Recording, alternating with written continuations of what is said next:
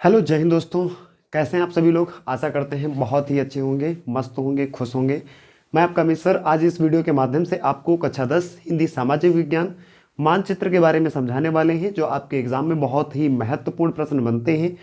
उन सभी महत्वपूर्ण प्रश्नों पर जो है हम आज चर्चा करेंगे। इससे पहले एक और मैप का जो है मानचित्र का हम वीडियो डाल चुके हैं, अगर किसी ने नहीं देखा है तो जा करके उसको जो है आप देख लीजिए, क्योंकि ये जो है और उसमें अलग अलग प्रकार से प्रश्न बनते हैं। ठीक है, तो ज़्यादा देरी नहीं करेंगे, ज़्यादा टाइम नहीं लेंगे आपका, लेकिन हाँ ये जरूर बताएंगे कि अगर आप इस मैप को बारीकी से समझ लेंगे तो कहीं ना कहीं आपके 7 से 8 नंबर जो है यहाँ से तैयार होने वाले हैं। तो बिल्कुल स्किप किए हुए जो है हम इसको वीडियो को जो है आराम से देखेंगे और पूरे मानचित्र को बारीकी से समझेंगे। ठीक है, तो देरी नहीं करेंगे, समझते हैं अपने मैप के बारे में, देखते हैं कौन कौन सी चीज़ है। तो सबसे पहले मैं आपको बता दूं कि ये आपका पूरा भारत का नक्शा है। ठीक है, तो भारत का नक्शा कौन सी दिशाओं के अनुसार जो है रखा जाता है या माना जाता है, सबसे पहले उसको समझते हैं। ये जो मेरा पूरा भारत का नक्शा है, तो आप सभी लोग समझ जाइए, ये जो दिशा आपकी मानी जाती है ये पूरब दिशा की तरफ रखा जाता है। ठीक है, ये चीज़ आपको पता चल गई कि इस साइड को हम हमेशा पूरब मानते हैं और इस साइड को जो है हम पश्चिम मानते हैं। क्लियर है। और सबसे ऊपर वाली चोटी को जो हम उत्तर मानते हैं और सबसे नीचे वाली जगह को हम दक्षिण मानते हैं। ठीक है, क्यों बता रहे हो सर, क्योंकि इसमें आपका पश्चिमी भारत का उत्तरी भाग से जो है प्रश्न बनते हैं, तो उस पर भी हम जो है चर्चा करने वाले हैं। क्लियर है। देखते हैं अब हम आगे क्या है भाई। तो सबसे पहले ये जो हमारा भारत का नक्शा, इसमें एक एक तरफ से समझते हैं। जो सबसे पहले देखते हैं पंजाब, तो पंजाब को समझते हैं। पंजाब में भैया एक जगह पड़ती है अमृतसर। पंजाब में एक स्थान पड़ता है अमृतसर। आप सभी लोग जानते हैं कि अमृतसर में क्या हुआ था। अमृतसर में जलियांवाला बाग हत्याकांड हुआ था।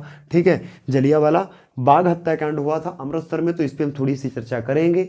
आप सभी को पता है कि अमृतसर में जलियांवाला बाग हत्याकांड एक बैसाखी मेला लगता था, उसमें काफ़ी लोगों को जो है सम्मिलित किया गया था। काफ़ी लोगों की वहाँ पर एक आए हुए थे, उसमें एक सभा चल रही थी, जिस सभा में लोग बैठे हुए थे, जिस पर आकर के जनरल डायर ने अपने आदेश दिया कि निहत्थे लोगों पर जो है गोलियां चला दी जाएं।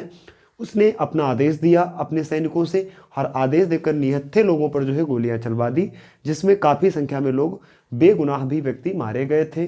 ठीक है, तो इसीलिए इसको हम क्या कहते हैं, जलियांवाला बाग हत्याकांड कहते हैं। सारी बात समझ गए। जलियांवाला बाग हत्याकांड कहाँ हुआ था, कब हुआ था। ठीक है, इस चीज़ को आपको पता होना चाहिए। दूसरा क्वेश्चन है राजस्थान की तरफ बढ़ते हैं। तो राजस्थान की सबसे पहले समझते हैं कि राजधानी क्या है। तो राजधानी हमारी जयपुर है। ओके, राजस्थान की राजधानी कहाँ है, जयपुर है। ये वाला जो भाग हमारा पूरा दर्शा रहा है ये राजस्थान को दर्शा रहा है। अगला पॉइंट देखते हैं कि राजस्थान में एक हमारा सागर पड़ता है, जिसको हम बोलते हैं राणा प्रताप सागर।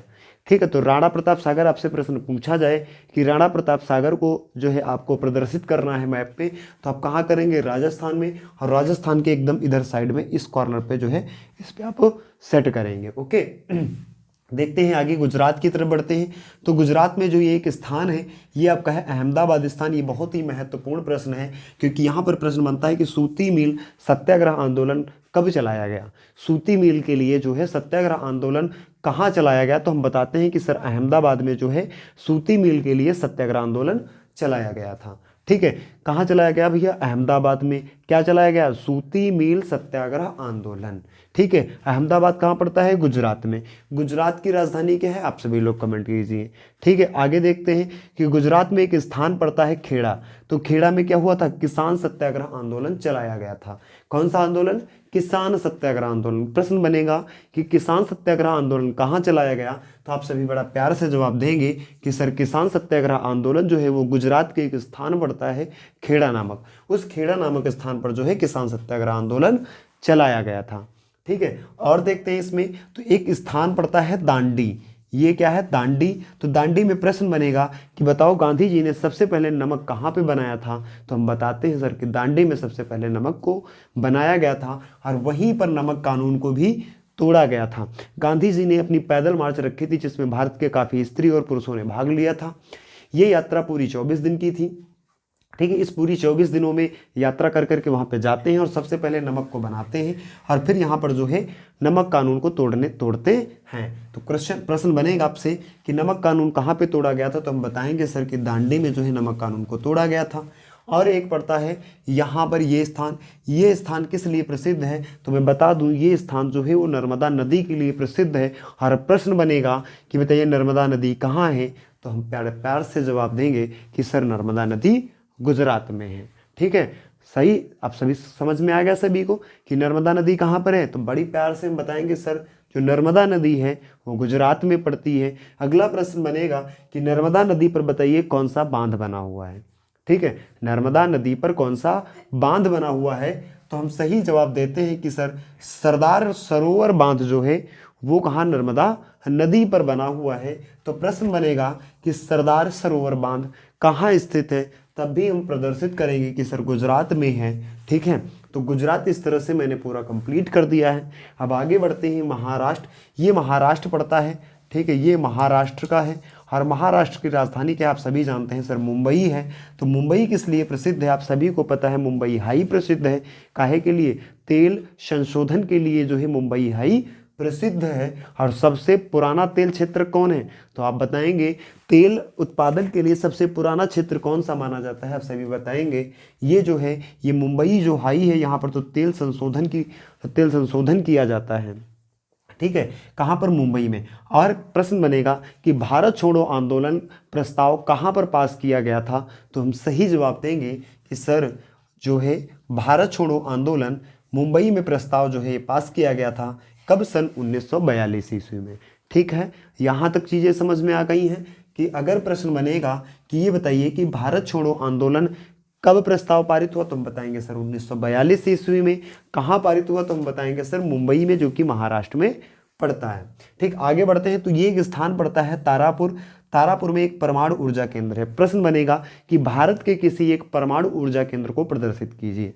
ठीक है, तो यहाँ पर तो भारत में कई परमाणु ऊर्जा केंद्र हैं, लेकिन आपको कहीं एक प्रदर्शित करना है तो आप प्रदर्शित कर सकते हैं। यहाँ पर हैं कि सर परमाणु ऊर्जा केंद्र ये तारापुर स्थान में पड़ता है।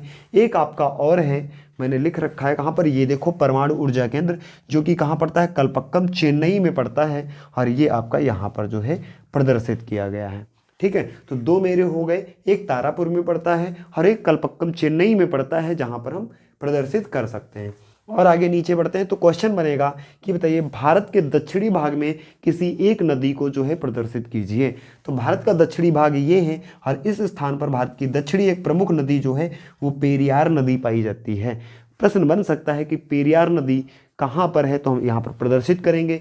या प्रश्न बनेगा कि भारत के किसी दक्षिणी भाग की किसी एक प्रमुख नदी को जो है प्रदर्शित कीजिए, तो हम बड़ा प्यार से जो है प्रदर्शित करेंगे।